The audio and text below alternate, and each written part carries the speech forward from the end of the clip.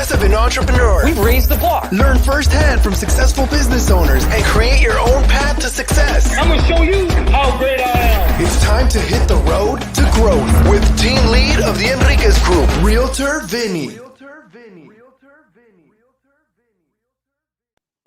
Hi, you Road to Growth listeners.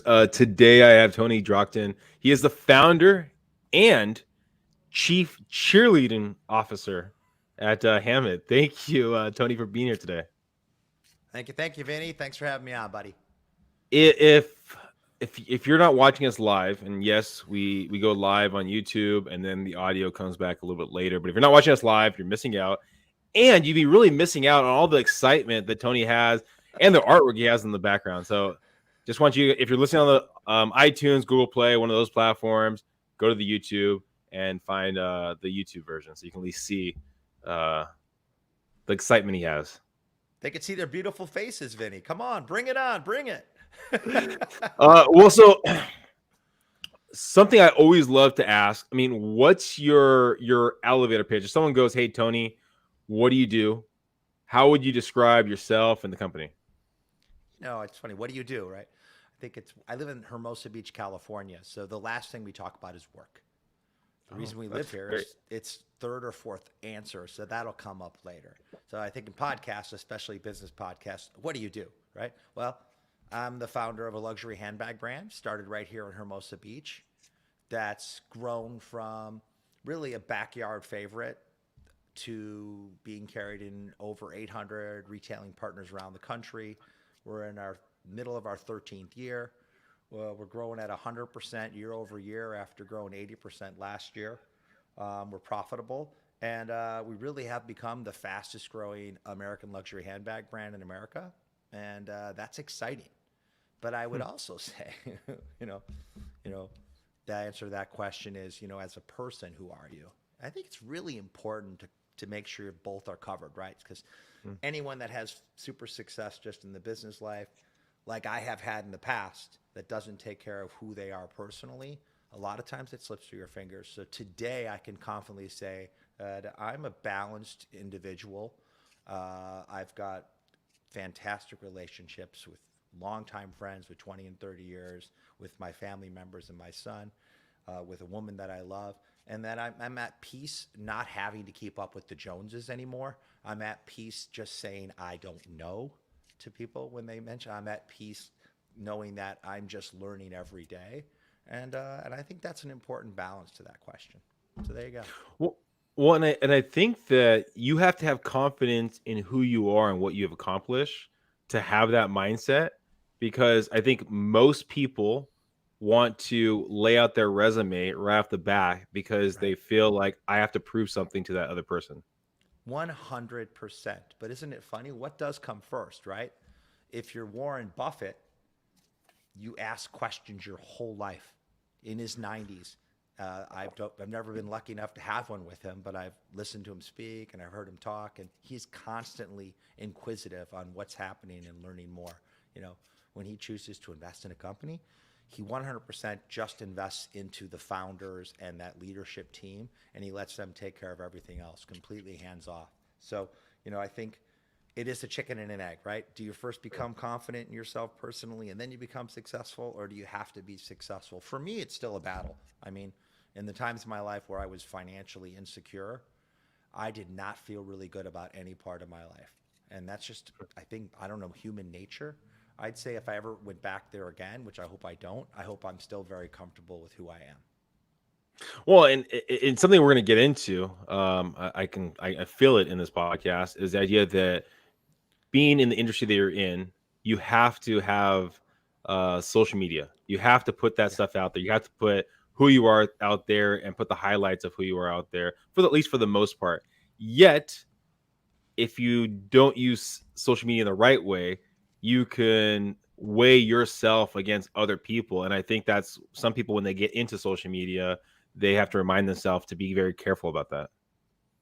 Yeah. So what I heard there is you can present or look like anyone you want to be on social media. We all know that. Yeah. So, the classic being our best selves, and then you kind of get on that hamster wheel of constantly having to one up or continue to be your best self. But then when you look at the true superstars on social media, they're just themselves. Yeah. And they're not afraid to cover all topics or all angles. I think that's a luxury for most people. Even I'm afraid to go in a lot of directions because in the end, it's made to really be built around who you are in your best self, right? But I found when I'm very real and I just sort of talk turkey and say what it is, it's a lot more engaging, and I get more out of it, and so do the people that read the posts and usually DM me and want to talk. So isn't that funny, the trade-off, Vinny, of the more real you get, the more people want to connect with you? Oh yeah, no, it's yeah, no, I totally agree with it. Well, let's rewind a little bit. Let's talk about a young Tony. Who was a young Tony? Was he into luxury brands? Was he into building businesses? Who was a young Tony? Well, first of all, I'm still relatively young. That's what I say, Vinny. Well, I'm relatively young I'm Tony. the young Tony to myself 20 years from now. So, That's very true. But today's young Tony is standing next to the young Tony of 30 years ago. And I think that 30-year-old Tony, or 30 years younger Tony, would have said, I know it all. I've got this. I'd already had some financial success, big success, and I was on my way to never having to work again. This is 30 years ago. And Wow. I remember, because I was so confident that everything was working, and because it was the first time I'd made real money from coming out from Cleveland, Ohio, it slipped through my fingers. It just kind of, I spent it all, gave it all away. So I'd say the journey that I had to go on in my life was coming from Cleveland, Ohio, Parma to be exact, raised in a little grocery store. Wouldn't say that we were poor because there was always food on the table, but father and mother and 4 kids, lived in a small 800 square foot house most of our lives, and we just made it work, right? And so when I came out here after my getting my MBA in 1990, my entire focus was money, money, money, money, money. Gotta go make the most money. And it worked. And I think anyone listening, if that's where you're at, that should be the focus if that's what's most important. Whatever's going to motivate you. Financial success was my motivation. And that 30-year younger Tony did it because I'd never had any I'd never had enough money to really just take a trip to Vegas and buy a really nice car and purchase my first house. And I did all of that. But what I found out was when I hit some stumbling blocks, and especially when they affected me personally, I lost the motivation. And just making money wasn't able to keep me in there. And I think that was a good thing looking back. And that probably goes back to how I was raised, my father and my mother, and what was important to them. And I just didn't feel like it was all about money. And I've actually had that cycle happen twice in my life. First, when I came out here selling Yellow Pages advertising door to door, I met one of our clients who had a roofing business. He said, Tony, join me and you'll never have to worry about money again. So I did. Very successful quickly in a couple of years. But I was successful because of macroeconomic factors. It wasn't just me. It was a combination of the two. I was lucky. I hit that industry at the right time. Comparable to where you're at, I had the same thing happen my second run, which was I went into the residential finance and mortgage business and real estate development right at the beginning of 2000. So again, just super lucky. Everything worked out. Interest rates were crumbling from 2000 to 2006. Home values were rising. Everything was working my way. Both of those runs were really great for me financially, but because it wasn't my passion, I still wasn't able to really hold on to all that financial success. And when things dipped and the world changed, I wasn't into it. I wasn't passionate about it. So you move from Cleveland Yeah. to Hermosa Beach. You're selling door-to-door Yellow Pages. Yeah. You come across someone that's has a roofing company. You work with him on the sales end of it, I'm guessing. For about 6 months. Okay, 6 months. You're making good money in that. Yeah. Okay.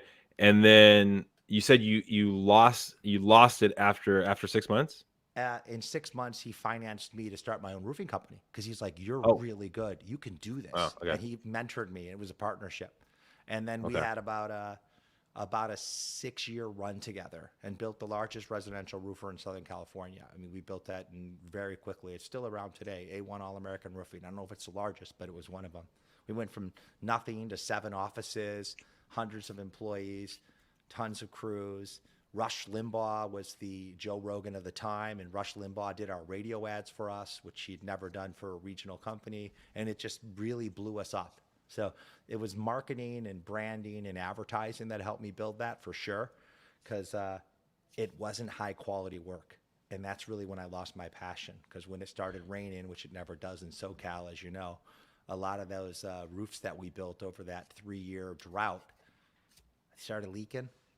A lot of warranty calls, a lot more problems, especially when people are upset about ruining their homes, their furniture, their insides. And, I didn't just, lose my motivation. I lost the high quality relationships that I built. I lost trust in people. And that was really one of the first times I had to do a gut check and say, oof, while I was making all that money, I wasn't focused on the things that really mattered, which was making high quality roofs, building for the long term, making sure that that customer would keep referring us even when there was rain, when there was challenges around the business. The knowledge, I guess of building that company with your partner at that time, right? Was that strictly from schooling? Was it from the hunger of not having anything? Was it he was a great mentor? I mean, to start your own business or be partner in your own business at a young age like that, it's usually not shooting to the top, right? There's usually some kind of something that went through it. So where did that basic success come from? Where do you think it came from? Well, I mean, I think internally, I'd worked at my dad's grocery store since I was 10, ringing the cash register.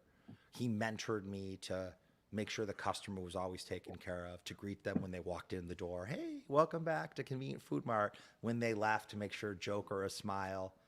If there was something they asked for that we didn't have, write it in a little book. And if there was enough people asking for it, he would add it. And then he also brought me in the back room and he helped me count the money. He explained the basics of accounting, and he was very open about teaching me the business. So that's where I learned the basis there. My dad, for a small grocery store, was very successful. One of the top ones in Parma, Ohio, for sure.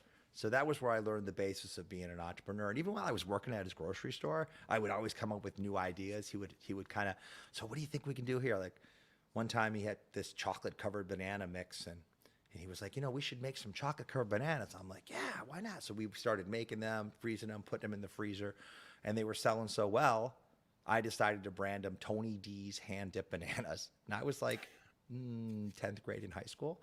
And I started selling them to all the other grocery stores that had the same name, because it was a franchise, Convenient Food Mart. And suddenly we were in 50, 60, 70 Convenient Food Marts, and I was running around dropping them off, and they were selling like crazy. That was really my dad's inspiration to do that.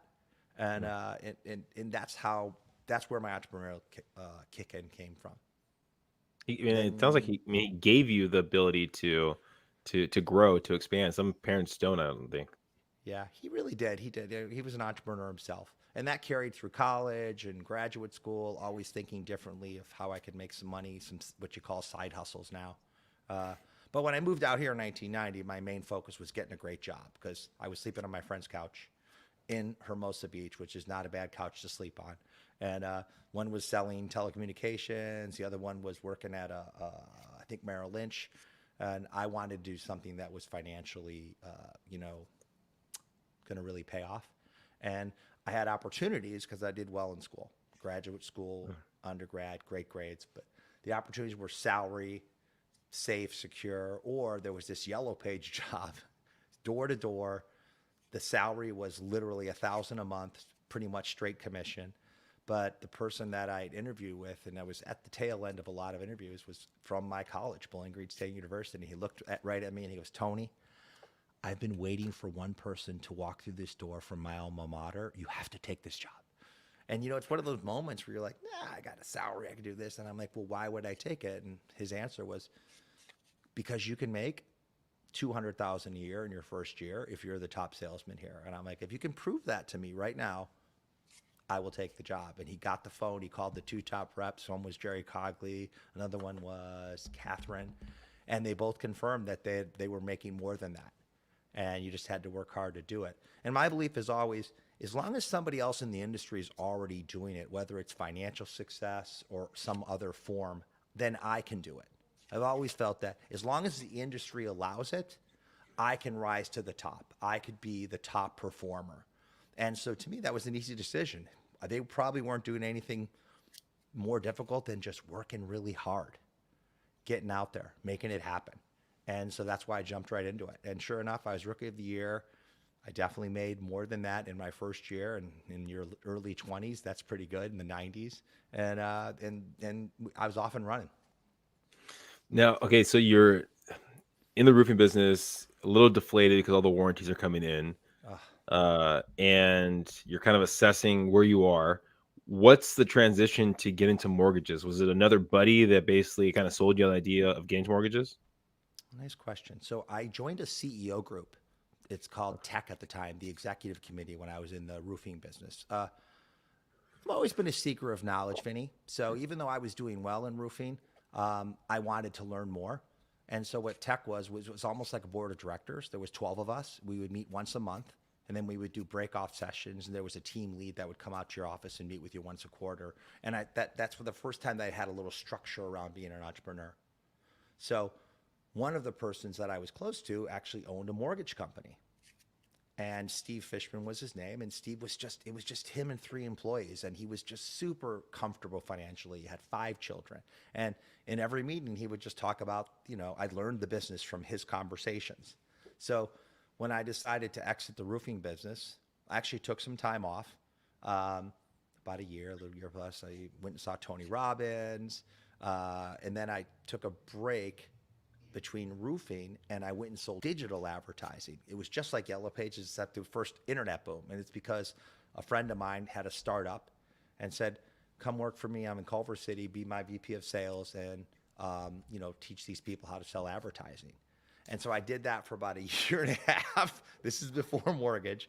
And that's when my passion around tech really came to place. I understood what I learned in Yellow Pages actually did apply in the digital advertising space. It was just the internet, right? But I did that for a while, but you know what happened in late 99 to 2000? Exactly what's happening right now. There was a huge adjustment. And luckily I wasn't the founder of the startup, so I was able to transition into something else that would, continue to be successful. And I never forgot my relationships from tech, even though I wasn't going to the group anymore because I didn't have my own company. I called up Steve Fishman. I'm like, would you mentor me in mortgage? Because I want to make some money. I want to do something really successful. And Steve's like, come on over. You can sit right outside my office and you'll learn the business. So I did. What did you learn from the roofing company that allowed you to do better in the mortgage company? Well, one thing I learned for sure was take care of the relationships. So in the roofing business, shamefully, I'll admit, I had 2 of everything. Ferraris, boats, bought my first house. I was just flashy. I was that guy. And meanwhile, I wasn't paying my crews even close to what I could have paid them because there was lots of profit in the business. I made a vow to never be in that situation again. If I was going to be successful, I wanted everyone working with me to be successful too. So when I got into the mortgage business, the first thing I did was I hired an assistant. And I said, she knew how, Veronica Aravello, she knew mortgage. She knew how to process. She knew how to close loans. I was really good at finding the business. I paid her really well. And we were off and running so fast. It was just amazing because I had someone that understood the business, and all I had to do was go out there and build relationships. And then the second thing I learned was in the residential roofing, I focused on consumer advertising, which worked, the radio and all that, but that has its ups and downs. It works for a while and it slows down. It works for a while. So how can you go below that? How can you build a long-term construction business or a long-term mortgage business? You find the top referral sources that can refer you in good and bad times. So when I got into mortgage, I said, what's the pecking order? Well, the pecking order, I can go right to the consumer, or I can go right to real estate agents, which were also good. But my finance MBA told me that I can go a layer deep. And I said, what's the first place the consumer goes when they're thinking about buying a home? They're going to go talk to their accountant. They're going to talk to their CPA. And I spoke that language. So I concentrated on CPAs and accountants. And the way I did that was pretty simple. Every time I got a new mortgage referral from someone, I would take everything off their hands. So I would say, let me keep it simple for you. I'm going to do everything by FedEx, by courier, whatever. I'm going to need all these documents from you, but give me the name of your accountant, your CPA. I'll reach out directly. I will get that information. You don't have to do anything for me to close this. And what that did is it made it easier for them to say yes. And it also allowed me to meet all of these accountants and CPAs and build direct relationships. So once I did a good job on their loan, I would try to go see them in person. I'd say, listen, I can do that for all your clients. You could just refer me. And that became my main resource, CPAs, accountants, and then bankers. There was a lot of bankers that worked directly at banks. They could only close certain types of loans. And so they would refer them out to me. So that was my first lesson. And the second lesson was in the roofing business. I tried to do every roof. Residential roof, commercial roof, multifamily roofs. Hey man, they're all roofs, right? When I got into mortgage, I figured out if I try to do all the different types of loans, I will never be very good at it. So where can I focus? Where can I focus? And it just so happened that I really enjoyed working with entrepreneurs, business owners, in general, always people with very good credit. They were successful. So I focused exclusively on owner-occupied single-family homes, people with great credit, in general, super jumbo or jumbo size.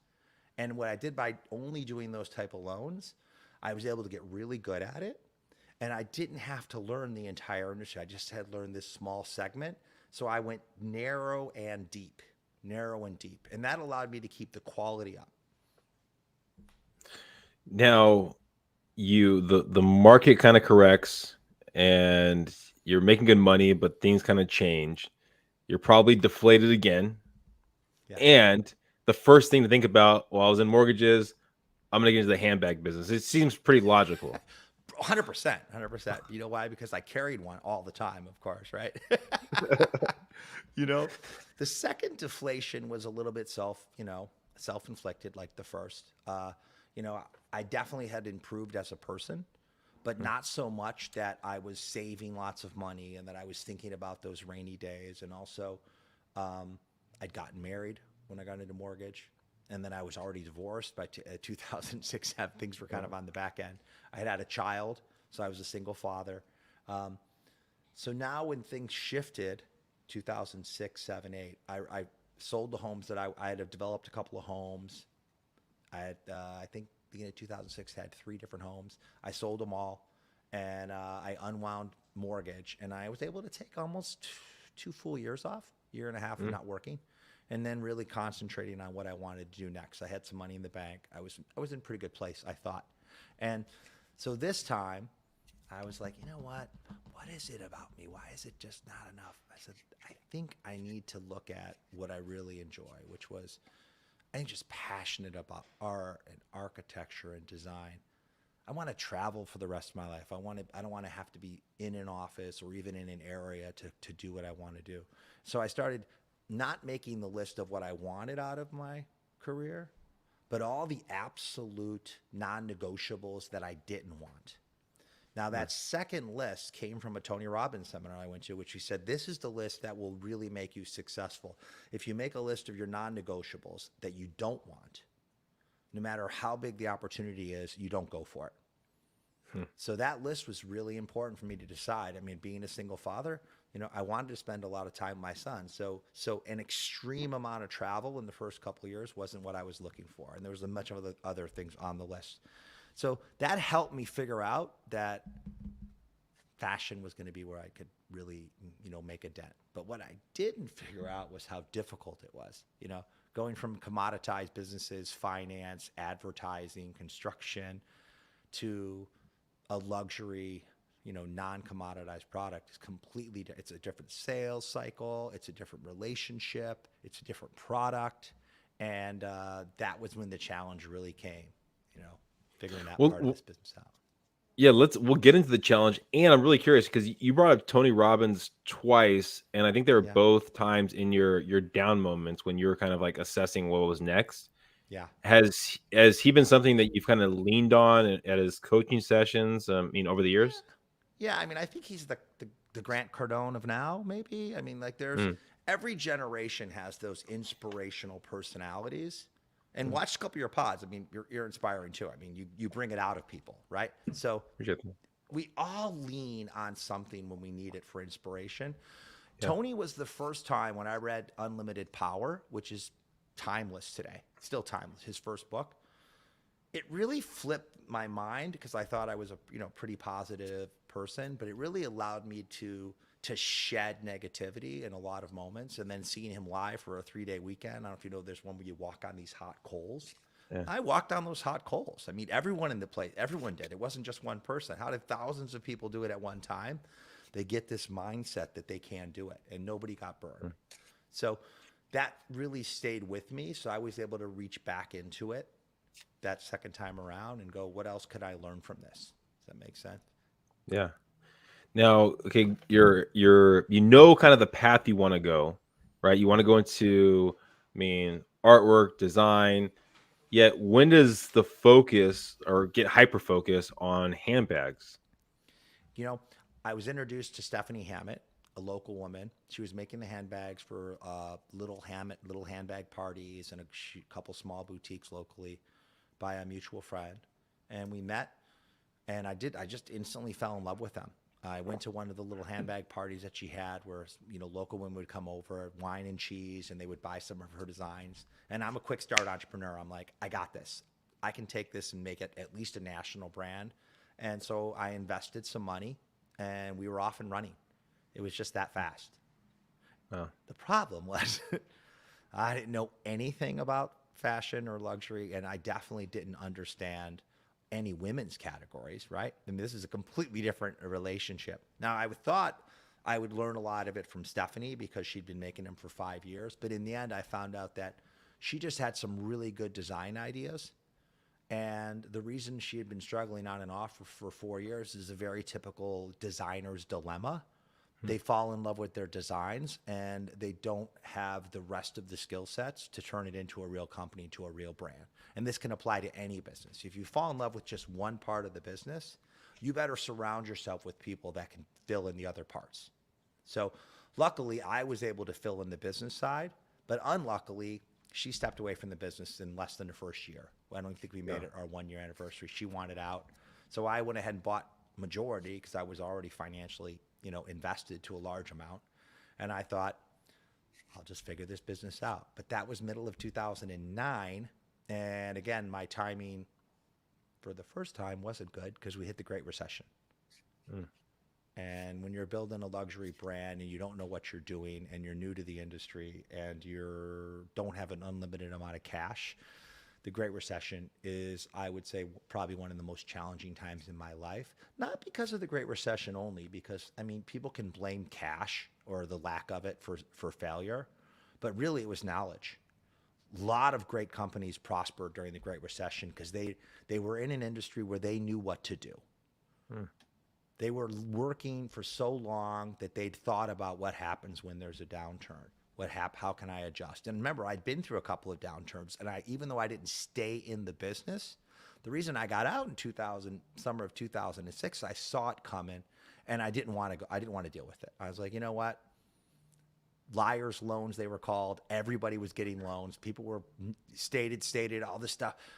I just felt bad that I never did those loans, by the way, for people that couldn't pay because I didn't want people to lose their homes. I didn't want people to have, bad credit for the rest. I understood that. That's why I told you I concentrated on that super, super narrow niche. And so when the Great Recession hit that I was in the luxury business, I didn't know what to do. I had no idea. But luckily, I was able to find mentors. A guy named Andrew Forbes, he was actually introduced to me about a year in. He was the founding COO of Jimmy Choo. He had launched the Vidal Sassoon hair salons prior to that. And after that, he launched the Kardashians clothing brand, the first global license for the company called Droopy. He was the CEO. So he'd been COO twice and CEO of 3 great brands. And he started mentoring me. He started giving me some great coaching. I wasn't able to bring him on board because we were so small and he needed to keep, working on his career. But he mentored me all the way through, made some great choices that allowed us to survive. And now he's our CEO. He's actually been running Hammitt as the CEO for 4.5 years. And I'll get back to, if we have time, I'll cover more of that. But the second problem was not capital or cash, but what I call funding or asset management. And this is a good one. I learned when I got into this business that there's a lot of ways to find capital for your business. There's a lot of ways to fund different assets. So I had to continually look for ways to keep Hammitt going during the Great Recession without, banks weren't going to loan me any money. So the obvious one was, receivables, so I could go ahead and find an asset that would advance me money against my future receivables. So I did that. Then I found these credit card advances. They'd advance money against the charges that I was making on credit cards. So that comparable in the real estate industry, you can now get advances against your commissions. It's a pretty big industry right now, right? That wasn't around probably 10 years ago, right? So what I quickly learned is where else can I find money that would help me pull it forward today so that I could still be around tomorrow? And there's a lot of them out there, especially when you're a design company like we are. You're a manufacturer, you're a wholesaler, you're a retailer, and you have an online business. And on top of all that, you have fixed assets. All of that is financeable in one way or another. So I quickly became astute at all the different ways that I could capitalize on whatever assets I had. And that's what got us through the Great Recession. Two things that I picked up. There's a lot of things I picked up from right there. And two things that kind of pop in my head is, first, you talked about when you had the second business going, the mortgage business, right? That you had multiple cars, right? Flashy. Yeah. It would seem very easy after the co-founder left the company that you wouldn't want to maybe switch the name and put your own brand on it instead of leaving it there, right? So it seems like some kind of growth happened that didn't push you to change that name. Secondly, you're now thinking about the future, not just about the now, it sounds like. Yeah, well said. And I'll tell you, behind that, the name's still Hammitt, and she's still a significant stockholder. So when I went ahead and bought the company, it was going to be a complete buyout. And I remember when we sat down face to face when it was over with, it was a little back and forth. It wasn't easy. And I looked at her, I said, Stephanie, you're not going to be a Kate Spade. And anyone that's listened doesn't know that story.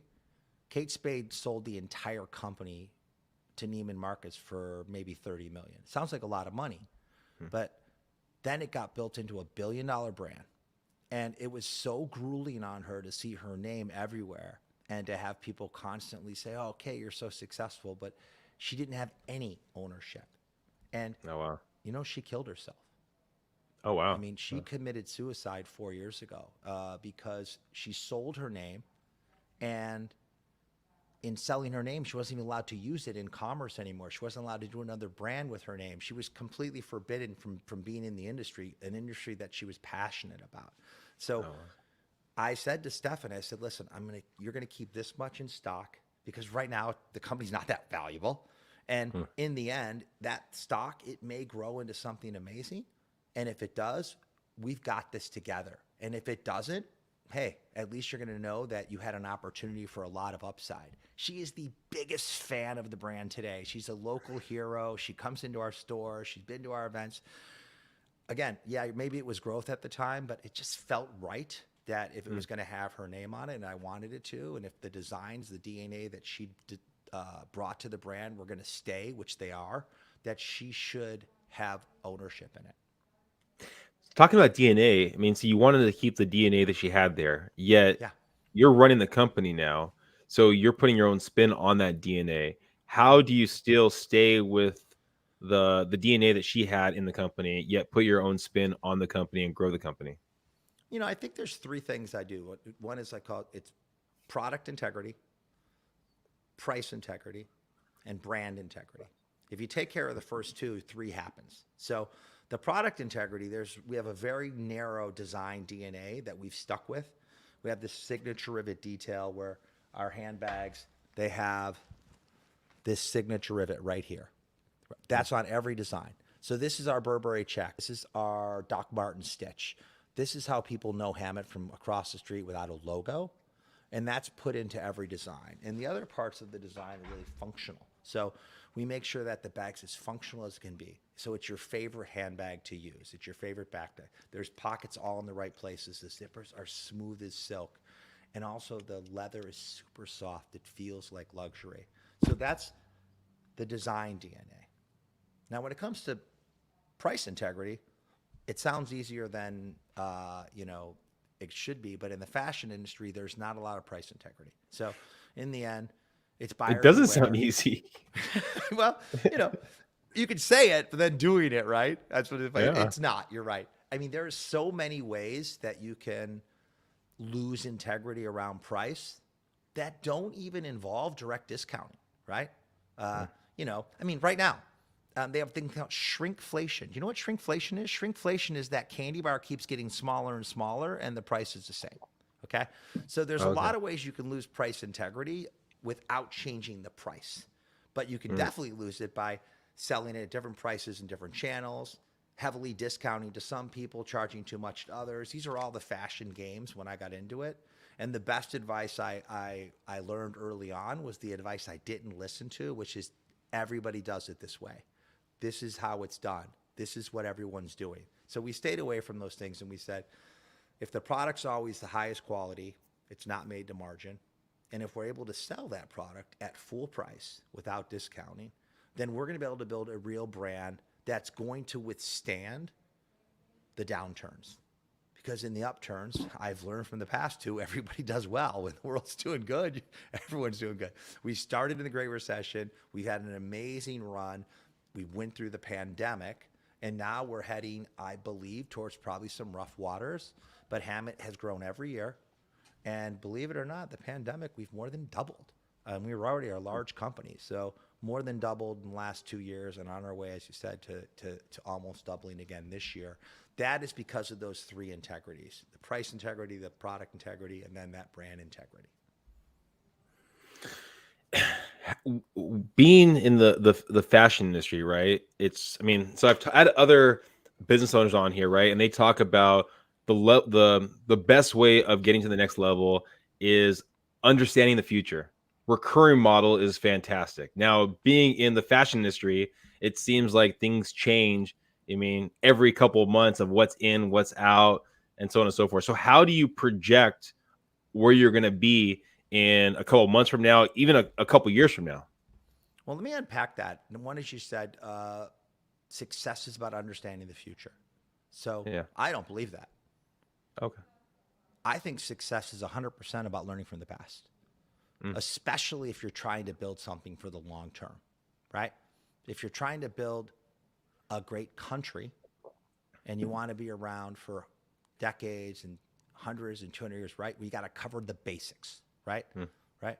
You got to play to your strength. If you're trying to build something amazing, look back in history and look for amazement, right? So in the fashion industry, there's examples out there that have been around for 100, 120, 140 years, and they've been around for one reason. They kept it simple. They followed the basics of business. Okay? So I looked at the Louis Vuitton, the Gucci's, the Pradas. I looked at all the brands from European luxury, and I said, I can't be them because that's who they own that spot, but I can copy their business model. And then I looked at some of the great American brands. I mentioned Warren Buffett before. Look at the brands he invests in, right?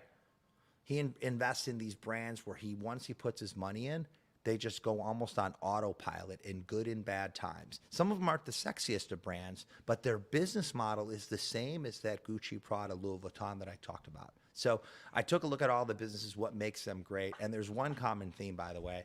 It's not bending to the current winds. It's not pivoting too hard when the winds blow fast either. It's about knowing that your business model is solid and that you're going to get through this. And the only way that you can do that is to learn from those great brands. You take care of your people. So going back to the pandemic, all of the great advice was to burn your boats, right? To Tony Robbins. Let your people go, right? Cut your overhead.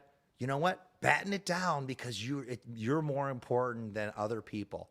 We did the opposite. My entire executive team took 70% pay cuts, and we kept every employee at full pay. And we said, hey, if the world's going to end, we're going down together. But if it doesn't end, we're going to need you to get through this.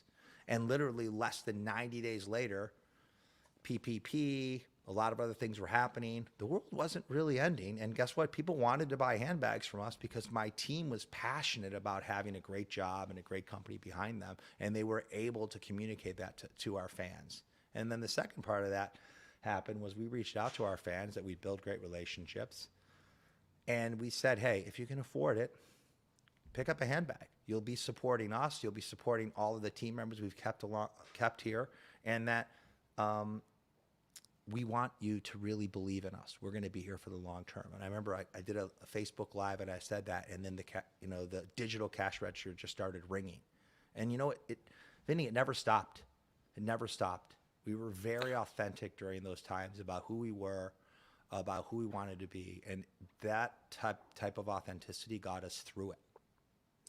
And something unique you guys are doing, at least in the handbag industry, how I see it is crowdfunding, correct?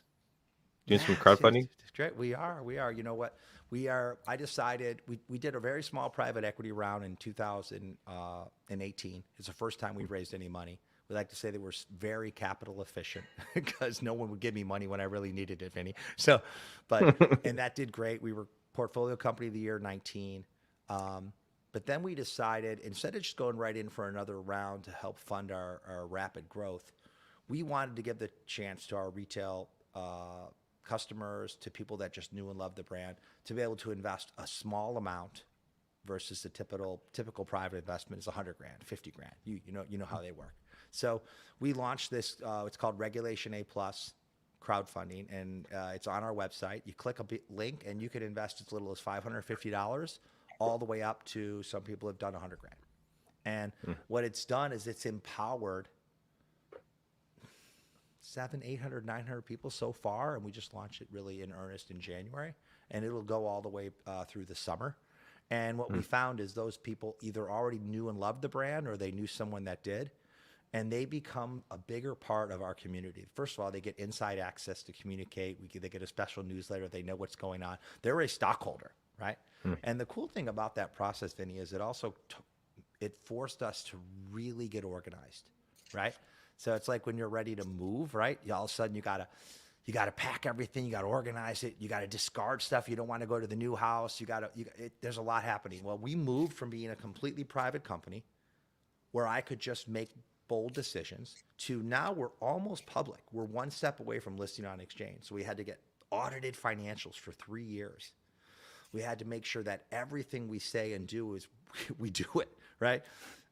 Now we have stockholders to answer to. We have SEC forms to file. We have quarterlies. So it's really put us in in a great position for what's ahead. And we know what's ahead, which is a much larger round.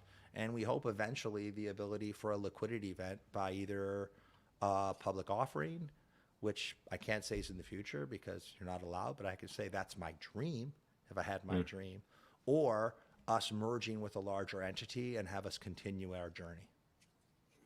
Well, Tony, I appreciate you being on the podcast. I mean, if people are listening, and I know you have a variety of different social media platforms, information you put out there, what's the best place for people to get more information about the crowdfunding, buying, some of the items? What's the best way, Tony?